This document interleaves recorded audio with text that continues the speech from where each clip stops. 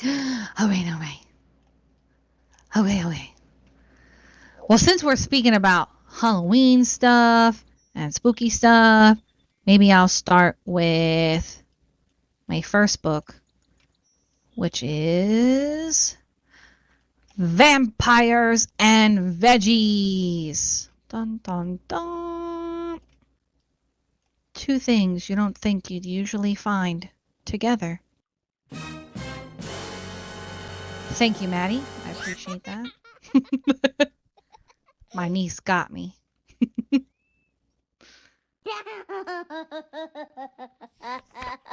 Monsters? Heroes? Better than superheroes. It's Vampires and Veggies. Here's our cast. We have Mina, we have Brian, Will, and Linda. But Mina is a vampire and thinks that people taste like dirty socks. Ew! So beet juice is her snack of choice. Its red color has fooled her parents into thinking that she's a traditional blood-sucking vampire. Instead of a superhero, hopeful, she has the ability to change into a bat or a mouse at will. Then we have Brian, the zombie. Brian is the brainy one amongst his friends. Unlike other zombies, Brian prefers tofu to brains. No matter what sort of trouble is brewing, Brian always comes up with a plan to save the day like a true superhero. Will, the ghost. Will is quite shy. Luckily, he can turn invisible anytime he wants because, well, he's a ghost. When Will is doing good deeds, he likes to remain unseen. His invisibility helps him act brave like a real superhero would. And last but not least, Linda. With a wave of her wand and a poetic chant, Linda can reverse any magical curse. She hopes to use her magic to help people just like a superhero would. If you couldn't tell, we got a gaggle of group of friends that just want to be superheroes, but maybe it's not that easy after all. Chapter 1, Beet Juice. Slurp. Mina took a big sip from a glass filled with red liquid. Is that blood?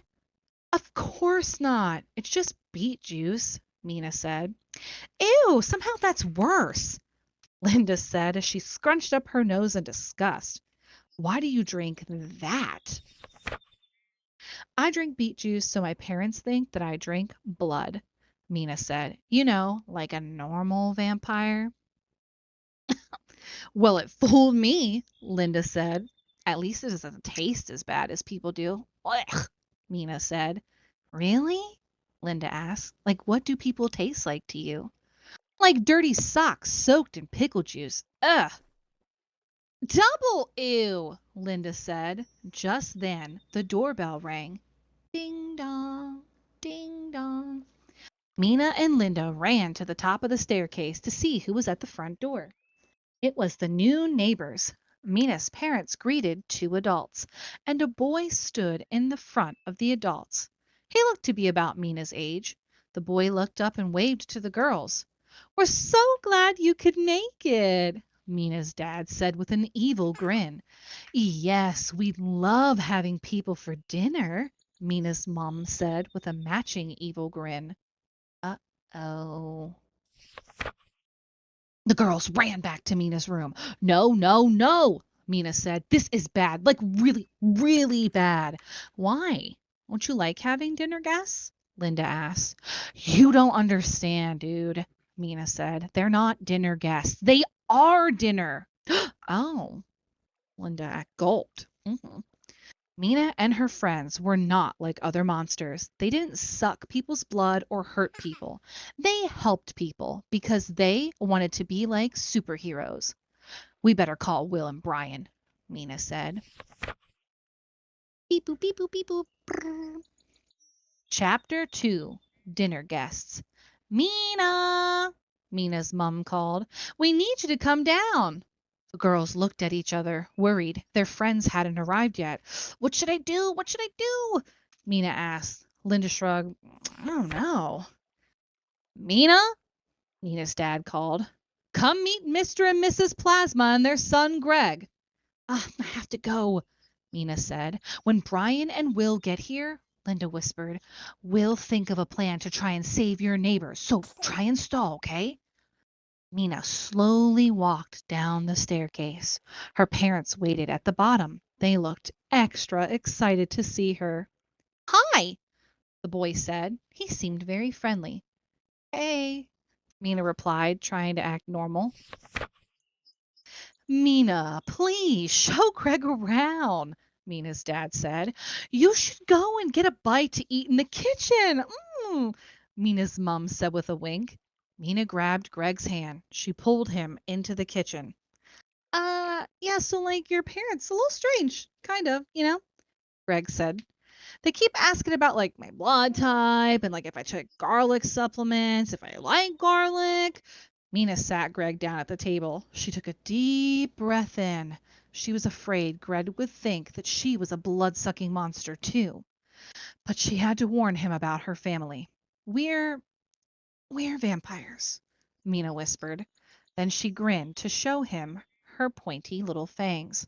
Oh, cool. That's really cool, Greg said. So wait, let me get this right. You're not afraid? Mina asked.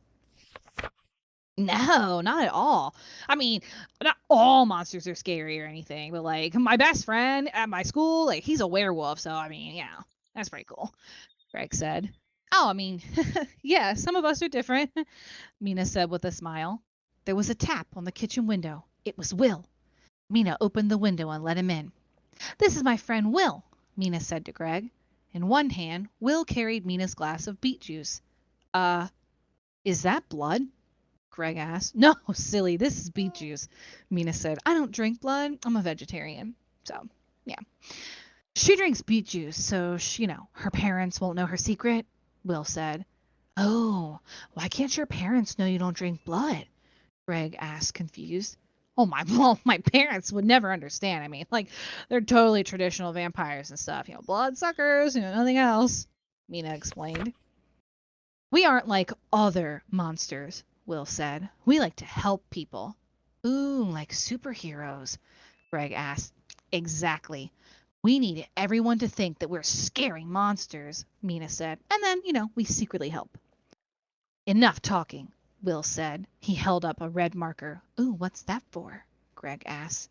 It's part of our plan to save you and your parents, Will said. And to keep Mina's secret a secret. Will floated over to Greg, and with the marker he drew 2 red dots on Greg's neck. Cool. Perfect, Will said. Now, I better go before Mina's parents see me. Thanks, Will, Mina said. Oh, happy to help, Will said as he floated out of the window and soon disappeared. Chapter 3. Pizza, please! Just then, Mina's parents entered the kitchen. They looked at the red marks on Greg's neck. They saw Mina sipping her beet juice and smiled. I hope that you're enjoying your little snack, Mina's mom said. Now it's time for our dinner, Mina's dad said. Before they could start dinner, the doorbell rang. Ding dong, ding dong. Mina and Greg poked their heads out of the kitchen to watch. Will and Linda watched from the top of the stairs, hoping their plan would work. When the door opened, their friend Brian stepped inside. Pizza delivery? He shouted. Mina's parents looked confused. I guess we're having pizza for dinner then, Mina's dad said. Yes, your plan worked, Mina said. Of course it did, Brian said. And we made a new friend, Linda said. Will and Greg could only nod and mumble. They were too busy stuffing their faces with pizza. The end of Vampires and Veggies. Woo! They were saved in the end. I wasn't sure. Thank gosh Brian came with the fake pizza. It is cute. I love the art style. If I could collect this like a comic book, I would. Exactly. Saved by the pizza. Okay. Let's see, we have, oh, I love this one. I'll be your friend, Smudge. And then the next one, I want to read, maybe I can get Kama to read it with me. I like when he does the voices. It's very rare when he does the voice, but it's good.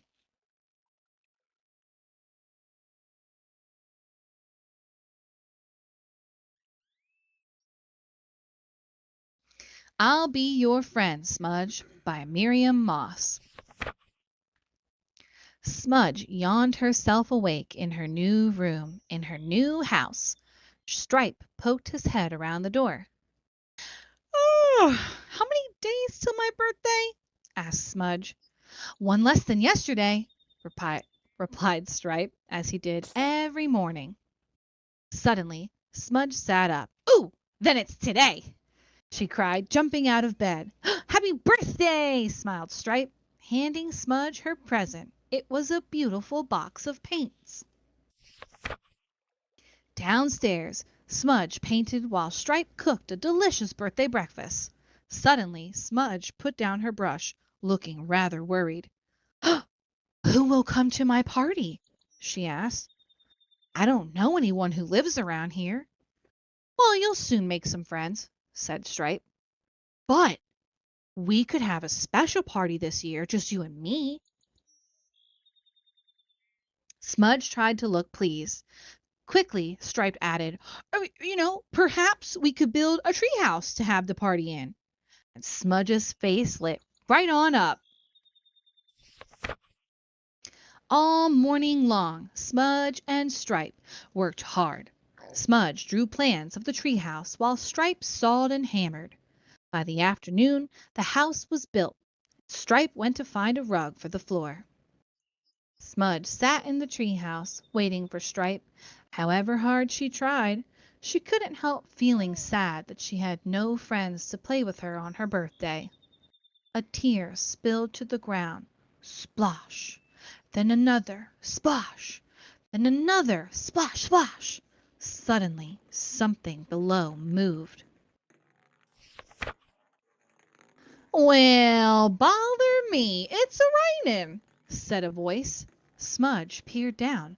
Two bright eyes stared back. Hello, said Hare, climbing quickly up the ladder. I'm Hare. Who are you? Smudge, replied Smudge. Oh, well, what a lovely treehouse, remarked Hare. Is it yours? Yes, said Smudge, wiping her eyes. Hare looked at her more closely. Oh, why crying? He asked. Well, we just moved, houses and all. And today's my birthday, and I haven't got any friends to come to my party, and we just built a tree house, Smudge said all in a rush. Well, I'll be your friend, said Hare, and I've got some other friends that you can meet too. Come on. Hello, Stripe. This is Hare. He's going to be my new friend, and he's got some other friends too. Can we go and find them in my boat? Asked Smudge. Of course we can, smiled Stripe. Why don't you ask them to come and play in your new tree house? As they rowed off, Hare spotted Goose. Upside down as usual, remarked Hare. Hey, Goose, turn downside up. Goose popped up, her mouth full of riverweed. This is Smudge, said Hare. Hello, Fudge, said Goose. Smudge, not Fudge, corrected Hare. It's her birthday, and this is her boat, and she's got a treehouse we're all going to go back to play. Come on, said Hare. Goose followed Smudge and Hare. Goose, have you seen Mole? Hare called, but before she could answer, a nose appeared from an earthy volcano in the bank. Oh, look, there he is, Hare cried. Who's that? Asked Mole, blinking in the light. It's me, called Hare. And Goose. Oh, and this is Smudge. It's her birthday, and this is her boat, and she's got a treehouse, and we're all going to go back to play. Oh, hello, Smudge, said Mole. Oh, and happy birthday. Climb in, Mole, said Hare. Oh, no, said Mole. I'm too afraid. That boat is far too wobbly for me. Don't worry, said Hare. You can sit between us. It'll still wobble, Hare, worried Mole. I promise. It will hardly wobble at all, insisted Hare. At last, Mole was persuaded to climb in, and his new friends set off for the treehouse. Race you down the river, Goose, shouted Hare. They had almost reached the bank when thunk! Goose bumped into the boat, and the three friends flew backwards. You're all downside up, Goose remarked. Oh, Goose, laughed Hare. You forgot to slow down again. Poor Mole was wobbling like a jelly. Are you all right, Mole? Asked Smudge, offering him a hand. Well, I think so, said Mole, pushing his glasses back on. When he saw the tree house, oh, Mole felt much better indeed. Inside the tree house, Stripe had laid out a delicious tea. There was even a birthday cake in the shape of a paint box. The new friends sang happy birthday to Smudge, ate their tea, and played games until it was nearly dark outside. That night, Stripe tucked a very happy Smudge into bed. Did you have a nice day with your new friends? Asked Stripe. But there was no answer. Smudge was fast asleep. The end of I'll Be Your Friend, Smudge.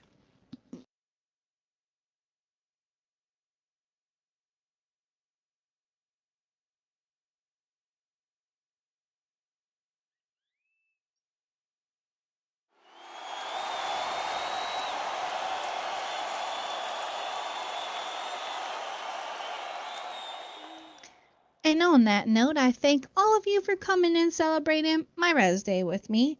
Technically, my Rez-Day was last Thursday, but then I got sickly bickly and I had to postpone my party. So the party was already set up last Thursday, or way before.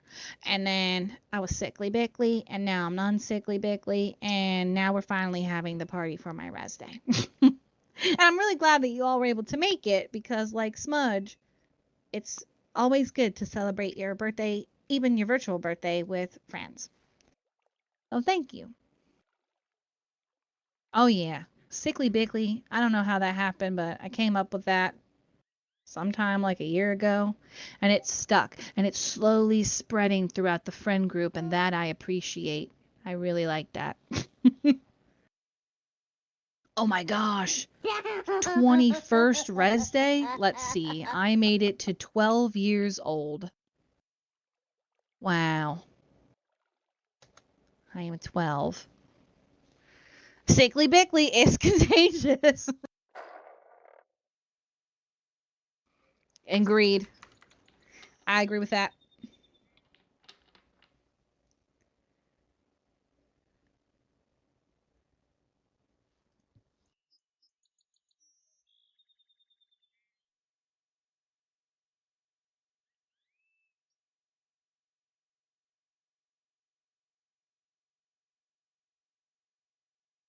Okay, Kama, are you ready? Sure am. I feel that, Dolce. I usually forget to celebrate my Rez Day, except last year I finally remembered, and we had a tea party here, and we made these crowns. Like I'm wearing the crown that I think Kama made for me last year here. And then I was like, well, it's tradition now. I have to remember to actually celebrate it. So I got a little message in my mailbox from a little Maddie Lynn Jenkins about the book with no pictures. And I said, I have that book. And we can do something with that. So Maddie, this is for you. And I've convinced Kama to read it with me. And it's so crazy because like I want to say last year we went to Target right before fall and they were selling this book, physical copy at Target. And I took a picture with it because I was like, look, it's real. I don't know why, but I'd never seen it printed physically, so that was cool. The Book with No Pictures by B.J. Novak. And for those curious, it said what it said. There's no pictures. So if you want to close your eyes and listen like ASMR, now's your time. So, comma, I guess I'll read a page and then you read a page. Does that work for you? Yep, that works for me. Okay. Warning. Ear, ear. This book looks serious, but is actually completely ridiculous. If a kid, Maddie, is trying to make you read this book, that kid is playing a trick on you. You will end up saying silly things and making everybody laugh and laugh. Don't say I didn't warn you. This is a book with no pictures. It might seem like no fun to have someone read you a book with no pictures.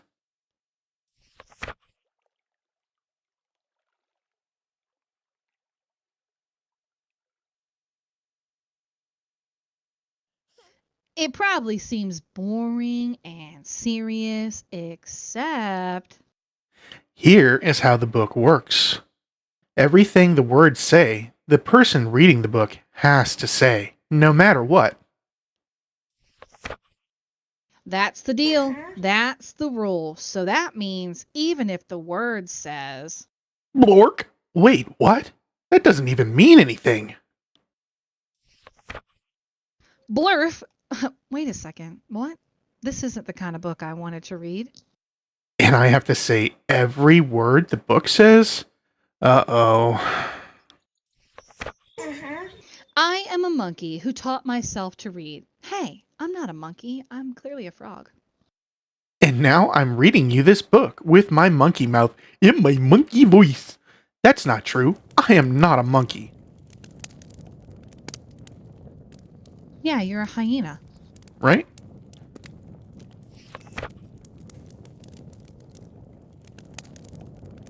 LOL.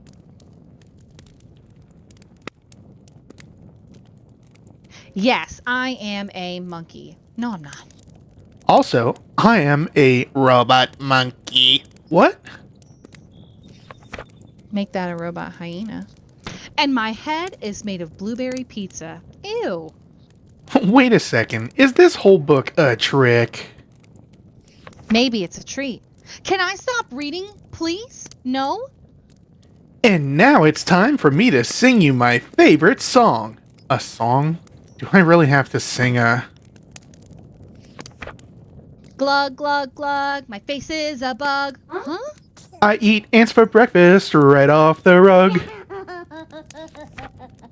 This book is ridiculous. Can I stop reading yet? No?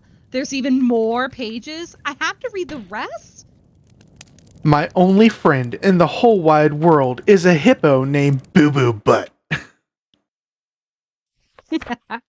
And also, the kids I'm reading this book to is the best kids ever in the history of the entire world.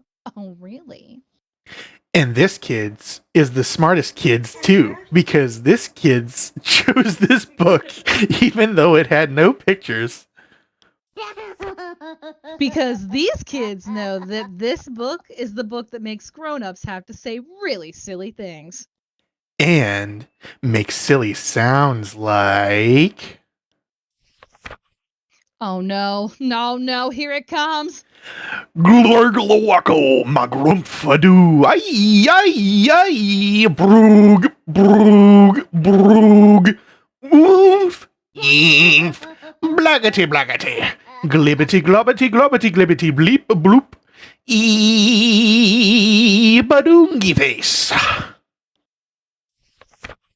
Please, don't ever make me read this book again. It is so silly.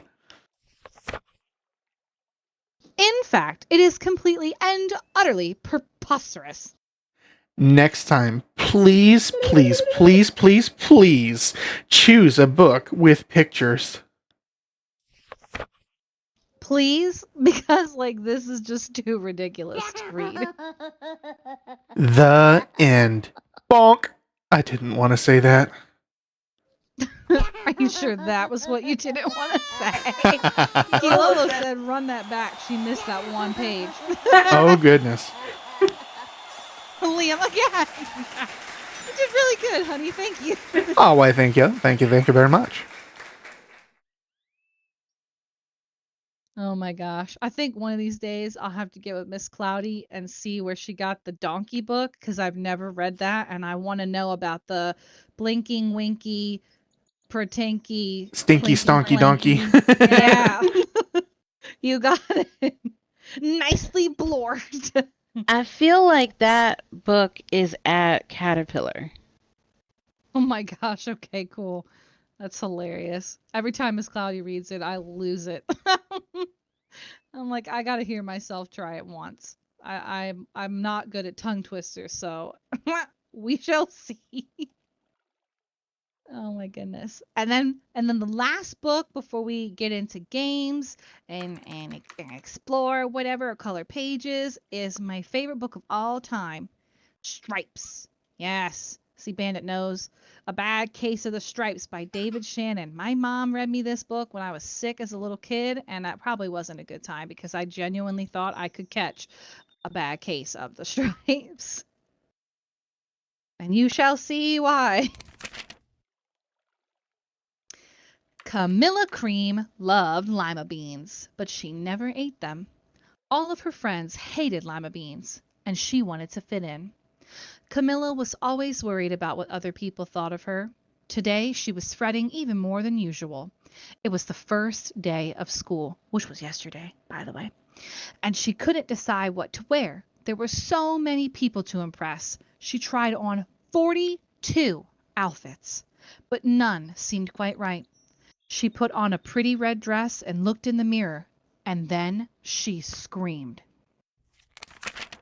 Her mother ran into the room, and she screamed too. Oh my heavens! She cried. You're completely covered with stripes! It was certainly true. Camilla was striped from head to toe. She looked just like a rainbow.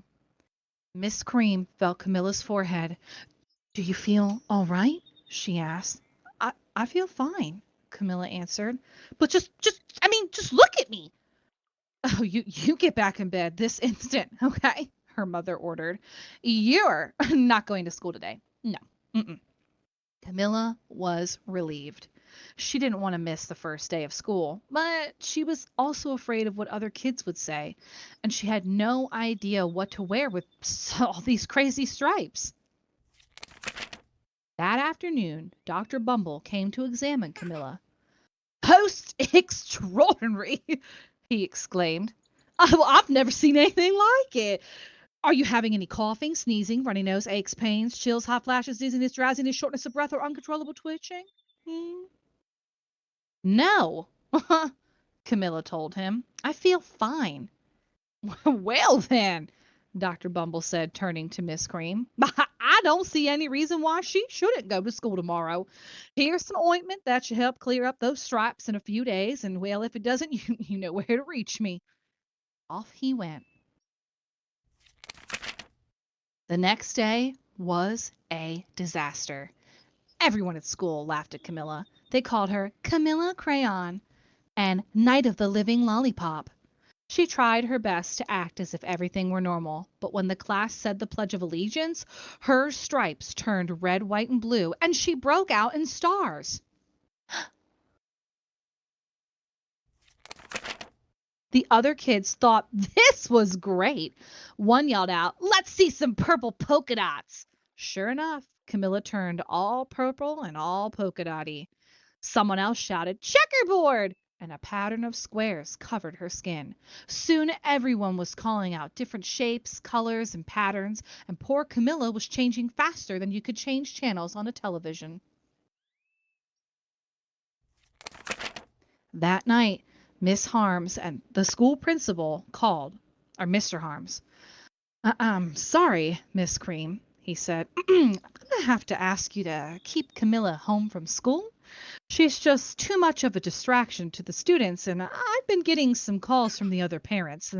They're afraid those stripes may be quite contagious. Camilla was so embarrassed. She couldn't believe that 2 days ago everyone liked her. Now, nobody wanted to even be in the same room as her. Her father tried to make her feel better. Is there anything I can get you, sweetheart? He asked. No, thank you, sighed Camilla.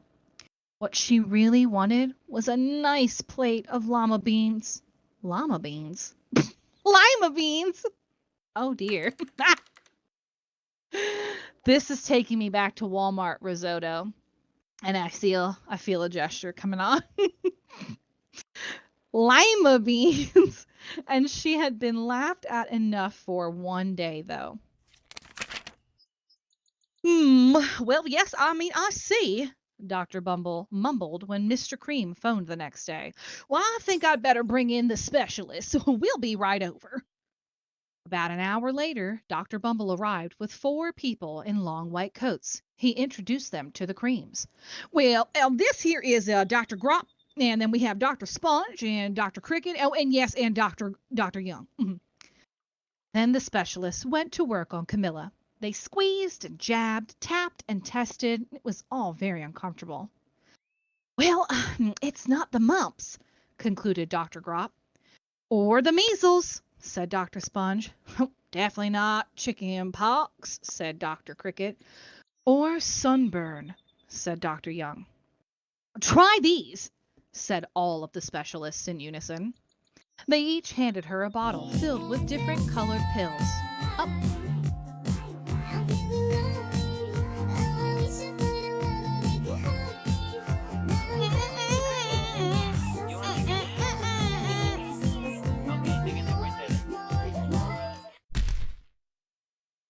Rip! Oh boy. It's okay. We needed a dance break. We needed to shake it out. Shake it out. Yeah. So the specialists are getting Camilla all the pills. They each hand her different bottles filled with different colored pills. Take one of these each before bed, said Dr. Grop, and then they filed out the front door, followed by Dr. Bumble. That night, Camilla took her medicine, and it was awful. When she woke up the next morning, she did feel different, but like when she got dressed, her clothes didn't fit right. She looked in the mirror, and there, staring back at her, was a giant, multicolored pill with her face on it. Eek is right. Dr. Bumble rushed over as soon as Miss Cream called, but this time, instead of the specialists, he brought the experts. Dr. Gourd and Mr. Mellon were the finest scientific minds in the land. Once again, Camilla was poked and prodded, looked at, and listened to. The experts wrote down lots of numbers, then they huddled together and whispered. Dr. Gourd finally spoke. It might be a virus, he announced with authority. Suddenly, fuzzy little virus balls appeared all over Camilla. Or it's possibly some form of bacteria, said Mr. Mellon. Out popped squiggly little bacteria tails. Or it could be a fungus, added Dr. Gourd, but instantly Camilla was covered with different colored fungus blotches. The experts looked at Camilla, then at each other. We're going to need to go over these numbers again, but back at the lab. Yeah, said Dr. Gourd, as he explained to the family. We'll call you when we know something. The experts didn't have a clue, much less even a cure. By now, the television news had found out about Camilla. Reporters from every channel were outside her house telling the story of this just in, bizarre case of incredible changing kid. Soon, a huge crowd formed, and it was camped out on the front lawn of the family home. The Creams were swamped with all kinds of remedies, from psychologists to allergists, herbalists, nutritionists, psychics, and an old medicine man, a guru, and even a veterinarian. Each so-called cure only added to poor Camilla's strange appearance until it was hard to even recognize her. She sprouted roots and berries and crystals and feathers and long furry tails, but nothing seemed to work. One day, a woman who called herself an environmental therapist claimed that she could cure Camilla. Close your eyes, she said. Now, breathe in deeply. And become one with the room. Oh, I wish you wouldn't have said that, Camilla groaned. Slowly, she started to melt into the walls of her bedroom. Her bed became her mouth, her nose was a dresser, and two paintings were her eyes. The therapist screamed and ran from the house. What are we going to do? Cried Miss Cream. It just keeps getting worse and worse. She began to sob. At that moment, Mr. Cream heard a quiet little knock at the front door. Doop, doop, doop, doop, doop, doop. He opened it, and there stood an elderly woman who was just as plump and as sweet as a strawberry. Um, excuse me, she said brightly, but I do think I can help.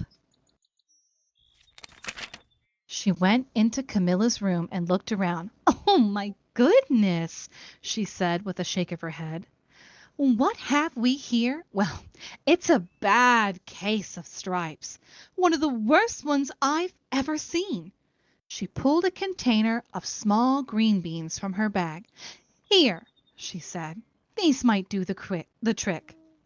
Are those magic beans? Asked Mrs. Cream. Oh, my no, replied the kind old woman. There's just no such thing. These are just plain old lima beans. I bet you'd like some, wouldn't you? She asked Camilla. Camilla wanted a big, heaping plate full of lima beans more than just about anything, but she was still afraid to admit it. Yuck, she said. I mean, no one even likes lima beans. They're so gross, like especially me. Yeah. Eh. Oh dear, said the old woman. Well, I guess I was wrong about you. She put the beans back in her bag and started toward the door. Camilla watched as the elderly woman walked away. Gosh, those beans would have tasted so good. And being laughed at for eating them was really nothing compared to what she'd already been going through. She finally couldn't stand it. Wait! She cried out. The truth is, really, I I love lima beans. I thought so, the old woman said with a smile. She took a handful of beans and popped them into Camilla's mouth. Mmm, Camilla said. Suddenly, the branches, feathers, and squiggly tails began to disappear. Then the whole room swirled around. When it stopped, there stood Camilla, and everything was back to normal. I'm cured! She shouted. Yes, said the old woman. I knew the real you was in there somewhere. She patted Camilla on the head, and then she went outside and vanished into the crowd. Afterward, Camilla wasn't quite the same. Some of the kids at school said she was weird, but she didn't care a bit. She ate all the lima beans that she wanted, and she never had a touch of the stripes ever again. The end of a bad case of stripes.